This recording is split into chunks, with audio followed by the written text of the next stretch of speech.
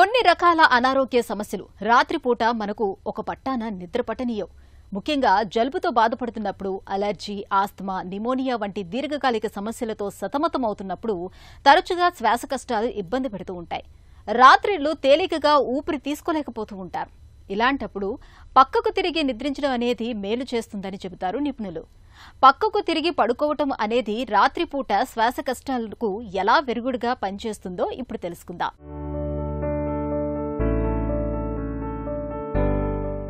రాత్రిపూట నిద్రించే తీరు మనందరిలోనూ ఒకే తీరుగా ఉండదు. కొంతమందికి వెల్లకిలా పడుకుని నిద్రపోతే మరికొందరేమో పక్కకు తిరిగి పడుకునే అలవాటు ఉంటుంది. కొంతమంది బోర్లా పడుకుని కూడా నిద్రపోతూ ఉంటారు.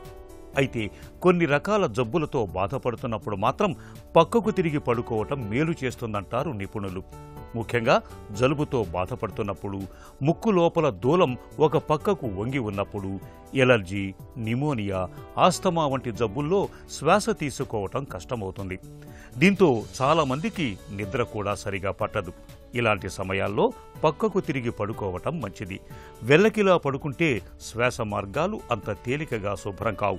బోర్లా పడుకుంటే చాలామందికి నడుం, మెడనొప్పుల వంటివి తలెత్తవచ్చు. అందువల్ల ఒక పక్కకు తిరిగి పడుకుంటే శ్వాస సరిగా ఆడటానికి తోడ్పడుతుంది. శ్వాస తరచూ ఒక ముక్కు రంధ్రం నుంచి మరో దానికి మారుతూ ఉంటుంది. బిగుసుకుపోయిన ముక్కు రంధ్రం పైన ఉండేలా పక్కకు తిరిగి పడుకుంటే చాలాసార్లు ఉపశమనం కలుగుతుందని నిపుణులు చెబుతున్నారు. అంటే ఎడమ రంధ్రం బిగుసుకుంటే కుడివైపునకు తిరిగి పడుకోవాలన్నమాట. నిద్రలో కాసేపు శ్వాస ఆగిపోయి తరచూ మెలకువ వచ్చే వారికి పక్కకు తిరిగి పడుకోవటం మేలు చేస్తుంది. ఎందుకంటే వెల్లకిలా పడుకుంటే నాలుక, మృదువైన అంగిలి వెనక్కు వాలి గొంతులోకి జారచ్చు. నిజానికి శ్వాస సమస్యలున్నా లేకపోయినా ఇలా పడుకోవటమే మేలు. పక్కకు తిరిగి పడుకుంటే వెన్నెముక సహజ భంగిమలో ఉండటం సాధ్యమవుతుంది. నడుం, మెడ మీద ఒత్తిడి అంతగా పడదు. పక్కకు తిరిగి పడుకున్నప్పుడు మోకాళ్ల మధ్యలో దిండు పెట్టుకుంటే కింది కాలి మీద భారం పడటాన్ని తగ్గించుకోవచ్చు.